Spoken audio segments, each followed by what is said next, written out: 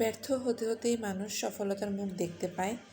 আর যারা সফল হয় তাদের সাথে ব্যর্থ মানুষের একটা পার্থক্য হচ্ছে, ব্যর্থ হতে হতে তারা ঝরে পড়ে যায়। আর যারা সফল হয় তারা পরিশ্রম করে টিকে থাকে, তারপরে একদিন সফল হয়। জানি না কথাগুলো সঠিক বললাম নাকি ভুল বললাম। আসসালামু আলাইকুম এভরিওয়ান, সবাই কেমন আছেন? আমি কথা বলতে আজকে একটু বাধাগ্রস্ত হচ্ছি, মানে অনেক দিন পরে লং ভিডিওর ভয়েস দিচ্ছি, তো একটু ম্যানেজ করে নেবেন। সবাই কেমন আছেন? কে কোথা থেকে আমার ভিডিও দেখা শুরু করেছেন আশা করছি কমেন্ট করে জানাবেন। আর ভিডিওটি যদি ভালো লাগে পাশে থাকবেন আশা করছি। আমিও সকলের পাশে থাকব। আমি আসলে কথাগুলো বলে নিজেকে নিজে মোটিভেশন দিচ্ছিলাম, কারণ অনেক দিন হয়ে গেছে আমার ফেসবুক জার্নি। জানি না আদৌ কী হবে, তবে চেষ্টা করে যাচ্ছি। আর আমার ভিডিও মেক করতে ভালো লাগে, তাই শেয়ার করা। তো আমরা বরিশাল ঘুরতে গিয়েছিলাম। এটা নদীর পাড়ে।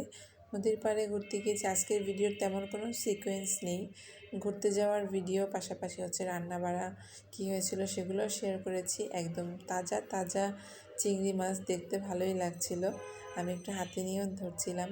তবে এটা রান্না করার ভিডিও আমার কাছে নেই, তবে অন্যান্য যে রান্নার ভিডিও সেগুলোই টুকটাক শেয়ার করব। তো ঘুরতে গেলে কিন্তু আসলে অনেক ভালো লাগে, আর পরিবারের সবাই একসাথে হলে মজার মজার রান্না একসাথে খেতেও ভালো লাগে।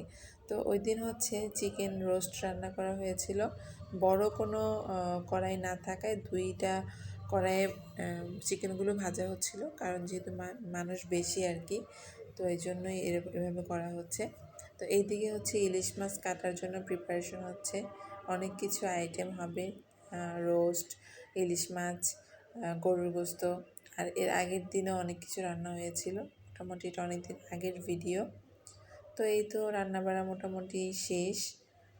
আর দেখেন আমার ভিডিও করার কি ধরন, আমার নিজেরই কেমন লাগছে আমি এভাবে ভিডিও করেছি। আসলে এত রান্নাবাড়ার মাঝে ওই ধরনের পরিস্থিতিটা ছিল না যে আমি সুন্দর করে ভিডিও মেক করব, আর যেহেতু করেছি তাই শেয়ার করলাম।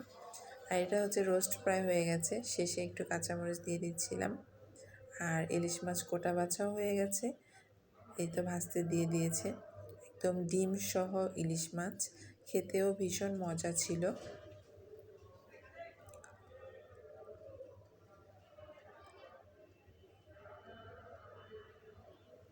তো এই তো সার্ভ করা হয়ে গেছে, এখন খাওয়ার পালা। আর আমরা ওই দিন সকালবেলাই ঘুরতে বের হয়েছিলাম।